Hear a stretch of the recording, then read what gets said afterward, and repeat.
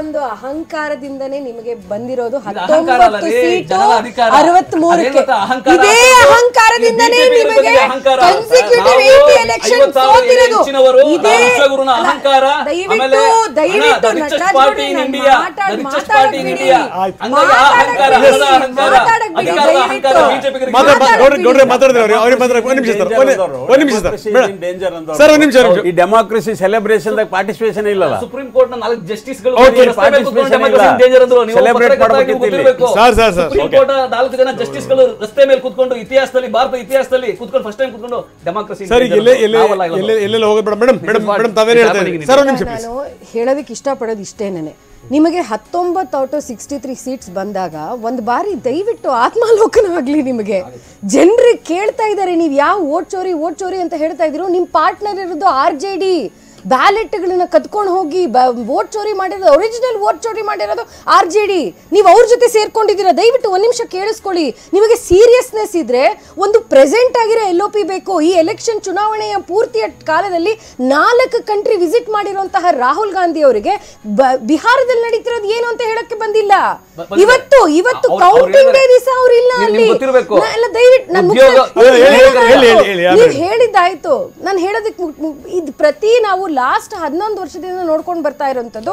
ಯಾವಾಗ ಕಾಂಗ್ರೆಸ್ ಎಲೆಕ್ಷನ್ ಸೋಲುತ್ತೋ ಯಾವುದೇ ಒಂದು ಇಂಟ್ರೋಸ್ಪೆಕ್ಷನ್ ನಡೆಯೋದೇ ಇಲ್ಲ. ನಿಮಗೆ ನಿಮ್ಮಲ್ಲಿನೇ ಜನ ಬಂದು ಹೇಳಿದ್ದಾರೆ, ದಯವಿಟ್ಟು ರಾಹುಲ್ ಗಾಂಧಿ ಅವರನ್ನ ಬಿಡಿ, ಇದನ್ನ ಕೈ ಬಿಡಿ ಅಂತ.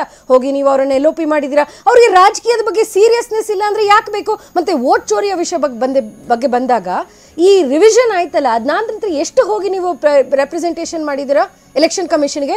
ನಿಜವಾಗ್ಲೂ ಸೀರಿಯಸ್ ಆಗಿ ನೀವು ಇಶ್ಯೂನ ಸಾಲ್ವ್ ಮಾಡಬೇಕು ಅಂದ್ರೆ ಯಾವ ಸುಪ್ರೀಂ ಕೋರ್ಟ್ಗೆ ಹೋಗಿದ್ದೀರಾ, ಯಾವ ಹೈಕೋರ್ಟ್ಗೆ ಹೋಗಿದ್ದೀರಾ? ಬರೀ ಎಸ್ದು ಒಂದು ಇನ್ಸ್ಟಿಟ್ಯೂಷನ್ ಬಗ್ಗೆ ನೀವು ಡಿಫಮೇಷನ್ ಮಾಡಿದ್ದೀರಾ ಹೊರತು. ಮತ್ತೆ ಆ ಪ್ರಶ್ನೆ ಕೇಳಿದಾಗ ರಾಹುಲ್ ಗಾಂಧಿ ಅವರು ಏನು ಹೇಳ್ತಾರೆ, ನಾನು ಹೇಳ್ತಿರೋದೇ ಸಾಕು ಅಂತ. ನೀವು ಗಾಂಧಿ ಪರಿವಾರದವ್ರು ಆಗಿರಬಹುದು, ಹಾಗಾಗಿ ನಿಮ್ಮ ಮಾತನ್ನು ಎಲ್ಲರೂ ಕವರ್ ಮಾಡ್ತಾರೆ ಅಂತ ಬರೀ ಹೇಳಿದ್ರೆ ಸಾಕು ಅಲ್ಲ. ಇದು ಒಂದು ಪ್ರಜಾಪ್ರಭುತ್ವ ವ್ಯವಸ್ಥೆನಲ್ಲಿ ಇನ್ಸ್ಟಿಟ್ಯೂಷನಲ್ ಫಾರ್ಮ್ಯಾಟ್ ಇದೆ, ಅದನ್ನ ಒಪ್ಪಿ. ನೀವು ಯಾಕೆ ನೀವು ಡಿಸ್ಟೆಬಿಲೈಸ್ ಮಾಡ್ತಾ ಇದ್ದೀರಾ? ಕಚೇರಿಯ ಆಸ್ತಿ ಅಧಿಕಾರ ಅಂತ ತಿಳ್ಕೊಂಡು ನೀವು ಉಪಯೋಗ ಮಾಡ್ಕೊತಾ ಹಾಗಿದ್ದಿದ್ರೆ ನಾವು ಕರ್ನಾಟಕದಲ್ಲಿ ಗೆಲ್ತಿದ್ವಿ. ನಾವು ಪ್ರಶ್ನೆ ರೈಸ್ ಮಾಡಿದಾಗ ಉತ್ತರ ಕೊಡಬೇಕಾದವರು ಯಾರು? ಚುನಾವಣಾ ಆಯೋಗದ ನಿಮ್ಮಿಂದ ಹೇಳಿಕೊಂಡು ನೀವು ಉತ್ತರ ಕೊಡ್ತಿರಲ್ಲ, ಅದು ತೋರಿಸ್ತದೆ what you are doing to the constitution authority ಅಂತ. ಇನ್ಸ್ಟಿಟ್ಯೂಷನ್ ಬಗ್ಗೆ ನೀವೇನ್ ಮಾಡ್ತಾ ಇದ್ದೀರಾ ಅಂತ. ಕರ್ನಾಟಕದಲ್ಲಿ ಆಳಂದದಲ್ಲಿ ಚುನಾವಣಾ ಆಯೋಗದ ಕರ್ತವ್ಯ ಆಗ್ತಾ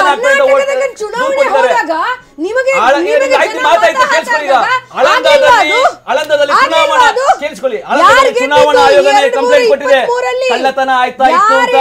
ಚುನಾವಣಾ ಆಯೋಗ ಕಂಪ್ಲೇಂಟ್ ಕೊಟ್ಟಿದೆ, ಕಳ್ಳತನ ಆಯ್ತಾ ಇತ್ತು ಆಳಂದದಲ್ಲಿ ಅಂತ. ನಾವು ಅದ್ರ ತನಿಖೆ ಮಾಡಿಸಿದ ನಾವು ಕೇಳ್ತಾ ಇದೀವಿ. ಮಹದೇವಪುರದ ತನಿಖೆ ಮಾಡಿಸಿ, ಹರಿಯಾಣದ ತನಿಖೆ ಮಾಡಿಸಿ, ಮಹಾರಾಷ್ಟ್ರ ತನಿಖೆ ಮಾಡಿಸಿ ಅಂತ. ನೀವು ಮಾಡಲ್ಲ, ನಾನು ಮಾಡಲ್ಲ ಅಂತಂದ್ರೆ ಕೇಳಿ.